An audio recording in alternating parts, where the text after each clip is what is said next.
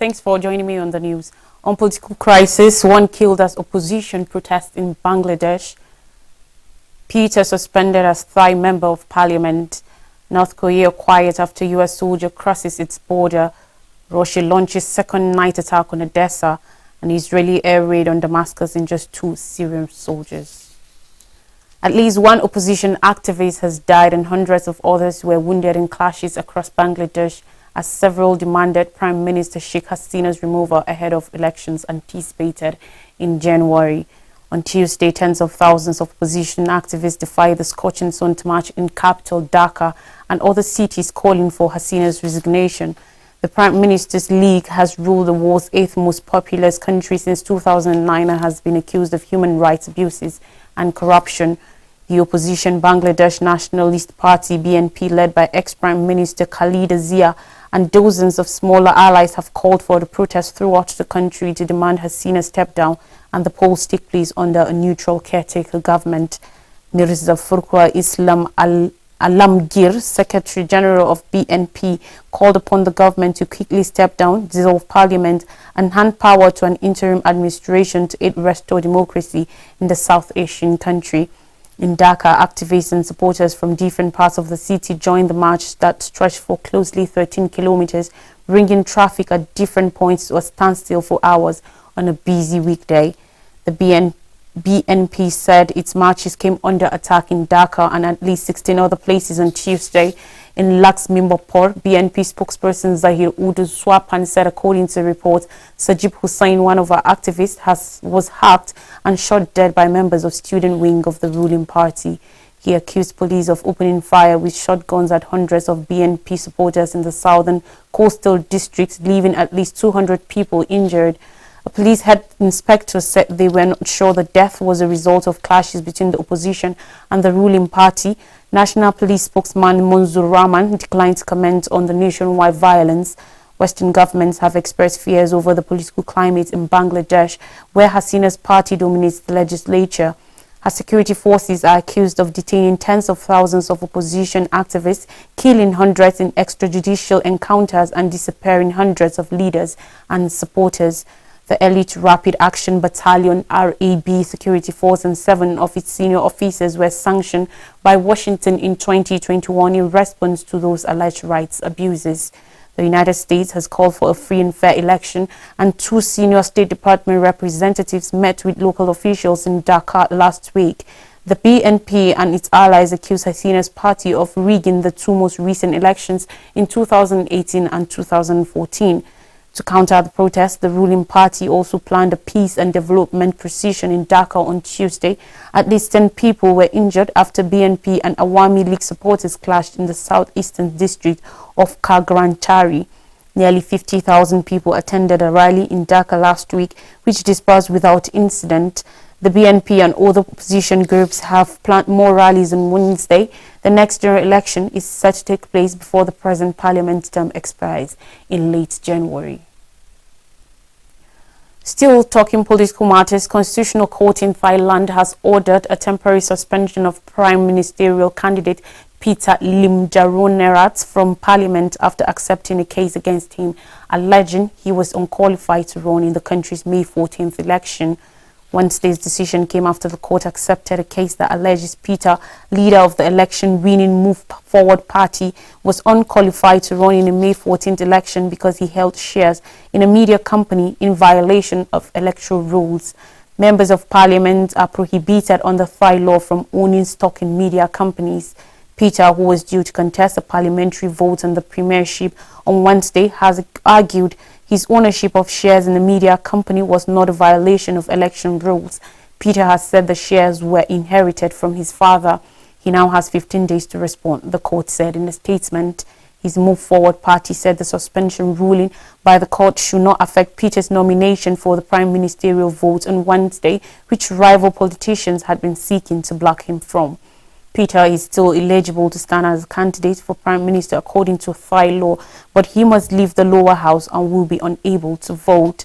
42-year-old Harvard-educated Peter lost his initial bid for the premiership in a parliamentary vote last week and needs the backing of over half of the bicameral parliament to become the next Prime Minister. Thailand's conservative establishment fervently opposes Move Forward's economic reform platform and its promise to soften the kingdom's strict royal defamation laws. Peter, who remained in the chamber immediately after his suspension was issued, has promised to step aside to make way for a coalition partner to form a government if his second attempt at becoming premier fails. Still on talking politics, North Korea has remained silent about United States soldiers' highly rare entry into its territory when he crossed the heavily fortified border between South and North Korea. There has been no word from North Korea concerning the fate of U.S. private second-class Travis King, who willingly bolted into North Korea during a tour of the border village of Panmunjom on Tuesday. North Korea has made no mention of the incident on Wednesday, and the country's mission to the United Nations in New York did not instantly respond to requests for comment. Later on Tuesday, U.S. Defense Secretary Lloyd Austin confirmed that an active U.S. service member had fully crossed the inter-Korean border into North Korea without authorization. On Wednesday morning, North Korea fired 2 short-range ballistic missiles towards its eastern sea, but the latest saber rattling was not considered to be related to the U.S. soldier crossing the borders. Analysts say the missile launch was more likely related to the arrival of the U.S. nuclear armored submarine in the country's port of Busan on Tuesday, the first such visit by a submarine equipped with nuclear weapons since the early 1980s. Away from politics, now going to Russia-Ukraine war. Ukrainian officials said Russia has launched a second night of air raids on Ukraine's port city of Odessa, as well as attacks on the capital Kyiv, where there were also reports of attacks in the Russian-annexed Crimean Peninsula. Odessa Regional Governor Oleg Kipa said on social media early on Wednesday that air defense systems were engaged in repelling what was described as a massive Russian air attack and urged residents to stay in shelters. The attack was very powerful, truly massive, Serhiy Bratchuk, spokesperson for the Odessa military administration, said in a voice message on his Telegram channel on Wednesday. It was a hellish night, he said, adding that details on damage and casualties will be released later. Footages purported showed the aftermath of a Russian air attack on Odessa, showed a multi-story apartment building with many windows blown out and shards of glass on the street. Air defense systems were also engaged in repelling a Russian air attack on Kyiv, the capital's military administration said on the Telegram messaging app. A witness reported hearing blast and smoke rising near Kyiv, according to reports. Ukrainian online news reported Kyiv City military administration head Serhiy Popko saying that all Russian drones that had attacked the capital were shot down. The Russian attack with Iranian-made Shahed drones had come to no avail, he was quoted as saying, adding that no casualties or damage to infrastructure had yet been reported. The attacks on Odessa, one of Ukraine's major ports for exporting grain, followed a promise of retaliation by Russia after a blast on a bridge linking Russia to the Crimean Peninsula on Monday, which Moscow blamed on Ukraine. Now on Israel-Palestine conflict, according to report, Israel has carried out air attacks near Syria's capital, Damascus, wounding 2 Syrian soldiers, according to report. Early on Wednesday morning, it was reported that Syrian air defenses had confronted Israeli missiles launched at 12:25 a.m. local time from Israeli-occupied Golan Heights and shot down most of them. Reports citing 2 sources said 2 Syrian soldiers were injured in the missile attack and there were some material losses. The Syrian Observatory for Human Rights, a war monitor based in the United Kingdom, said the air attacks marked the 20th time Israel has struck targets in Syria so far this year. The attacks aimed military positions near the airport in the town of Damas, as well as the Beirut-Damascus highway west of the capital, where elite members of the Syrian army are stationed, according to the monitor. The observatory, which has a vast network of sources in the war-torn country, said the missiles hit warehouses of the Lebanese armed group Hezbollah, an ally of the Syrian government, causing a fire. Israel has carried out hundreds of air attacks on government-controlled parts of Syria in recent years, but it rarely acknowledges responsibility. The newest report Israeli air attack on Syria was on July 2nd, when Syria's military said Israel had struck areas near the central Syrian city of Homs, causing material damage, but no casualties. Israel has also attacked the international airports in Damascus and the northern Syrian city of Aleppo several times over the past few years, often putting the facilities out of commission temporarily. While Israel seldom comments on its attacks on Syria, it has continually said it will not permit its arch-foe Iran to expand its footprint on Syrian territory. More Story says Trooper Wingate says women, children maltreated at border. An email allegedly from a trooper with the Texas Department of Public Safety has triggered outrage in the United States due to its descriptions of hazardous border crossings and inhumane policies.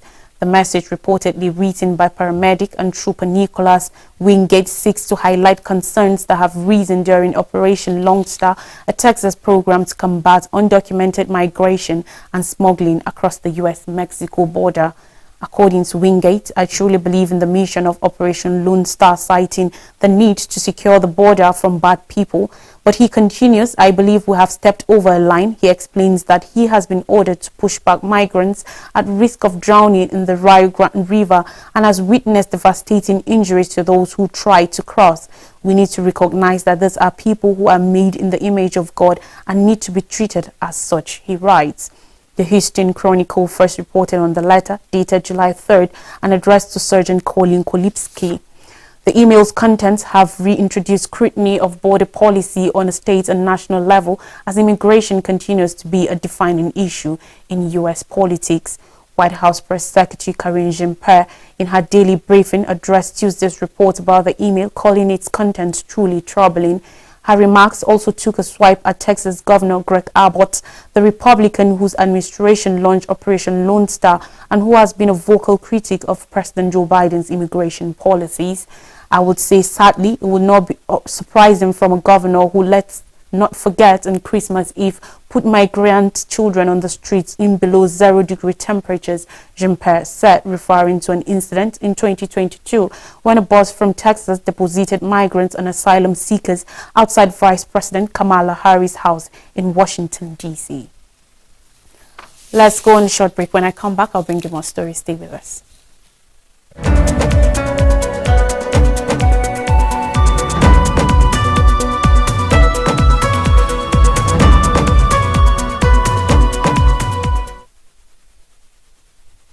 You're welcome back. Thanks for staying with us. Here are more stories, particularly from Nigeria. We begin with Nigerians enraged as fuel hits 630 naira per litre. On Tuesday, there was widespread anger by Nigerians following the surge in the pump price of premium motor spirits, popularly called petrol, by the Nigerian National Petroleum Company Limited, NNPCL, and other oil marketers across the country. In some parts of the country, for instance, in Abuja and Ondo State, the cost of petrol jumped from about 537 naira per litre to between 617 naira and 630 naira per litre, forcing the cost of the transportation to skyrocket within hours and leaving thousands of passengers stranded in many cities. The Nigeria Labour Congress, Trade Union Congress, and several other citizens lambasted the President Bola Tinubu-led administration for being so tough on citizens by letting the continued hike in the price of petrol. Although the NNPCL and the Nigerian Midstream and Downstream Petroleum Regulatory Authority, both federal government entities, explained that market forces caused the hike in petrol price since the commodity had been fully deregulated, Nigerians expressed frustrations over the continued sharp increase in the cost of the commodity. It was observed that petrol price was raised from 537 naira per litre to 617 naira per litre at some filling stations operated by the NNPCL in parts of the country on Tuesday. Independent oil marketers confirmed the increase in the cost of the commodity, as they stated that any shift in the price by NNPCL stations was an indication of a rise in the pump price of PMS. Tinubu had, during his inaugural address on May 29th, announced that subsidy on petrol had ended, a development that led to the jump in the price of the commodity from 198 naira per litre to over 500 naira per litre on May 30th, 2023. Since the withdrawal of subsidy on petrol and the floating of the naira against the dollar, marketers had continued to explain that the cost of PMS could rise to as high as 700 naira per litre. Similarly, the hike in the cost of crude oil in the international market has also stoked further surge in petrol price, as crude is the product from which PMS and other refined petroleum products are produced. The Nigeria Labour Congress is threatened to take matters into its own hands following the decision by the NNPCL to hike petrol price and the federal government's plan to distribute 8,000 naira monthly to 12 million poor households in the country. The NLC, in a statement issued by its national president, Joe Ajaero, accused the Tinubu-led government of taking from the poor to pay the rich and unleashing suffering, hardship and sorrow upon Nigerians. It said it had to restrain itself from making further comments publicly on the vexatious issues around the recent but unfortunate unilateral hike in the price of petrol, which was in the guise of the so-called subsidy withdrawal. Still on the news, Senate unveiled ministerial list today. President Bola Tinubu, after 50 days in office, has sent the list of his ministerial nominees to the Senate and to be read out today by the President of the Senate, Godswill Akpabio. According to the report, the Clerk of the National Assembly, Magaji Tambuwal, received the letter containing the list yesterday. As mandated by law, the President is obligated to submit the list of ministerial nominees within 60 days of assuming office. After Tinubu's inauguration on May 29th, he has until July 26th to fulfill this requirement. The ministerial list had been prepared well in advance, but recent adjustments have been made to make sure its utmost effectiveness, according to insider sources at the presidency. Nigerians have been eagerly awaiting the unveiling of the ministerial list, leading to the circulation of various speculative lists in recent weeks. Nonetheless, President Tinubu has skillfully guarded his choices, leaving the public in suspense as to who will ultimately secure portfolios in the final list of cabinet members. The ministerial list is widely anticipated by Nigerians as one that will further show the policy direction of the Tinubu administration in addressing the myriad of challenges facing Africa's largest economy. Tinubu's letter further decreases the anxiety and suspense surrounding his ministerial nomination list. Although no official statement or information has stemmed from the Senate to this effect, credible sources close to the office of the Senate President revealed that the list has reached the Senate. A ranking senator who was reached to confirm the story, however, said he had not knowledge of the development. One of the anticipated outcomes of the list that has been talked about by many political experts and public affairs commentators is the inclusion of some opposition party members. It is no longer news that some opposition members were instrumental to the victory of Tinubu at the presidential polls. The presidential spokesman, Dele Aleke, recently said that it is only President Tinubu that could decide when to submit the list of the nominees to the National Assembly, as well as those to make the list. Aleke assured that the list will be made public before the expiration of the 60 days. According to sources familiar with the president's thinking, he plans to form a government of national interest across party lines by giving appointments to members of opposition parties, with his eyes already on the 2027 general elections.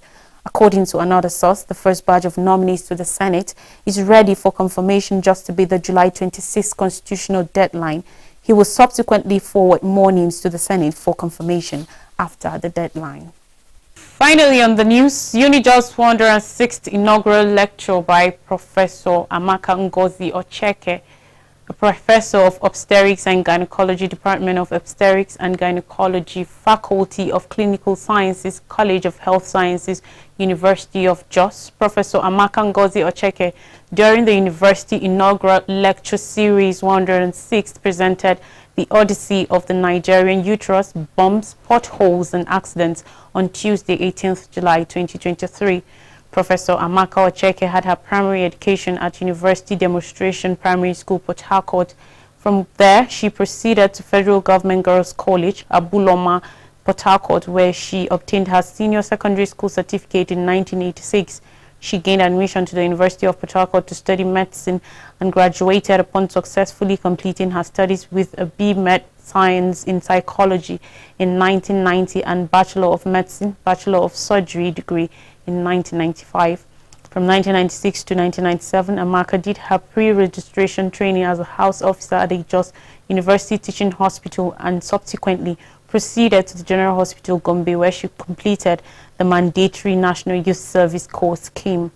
Amaka, who has always strive for excellence in the pursuit of her medical career, elected to pursue a residency training in obstetrics and gynecology.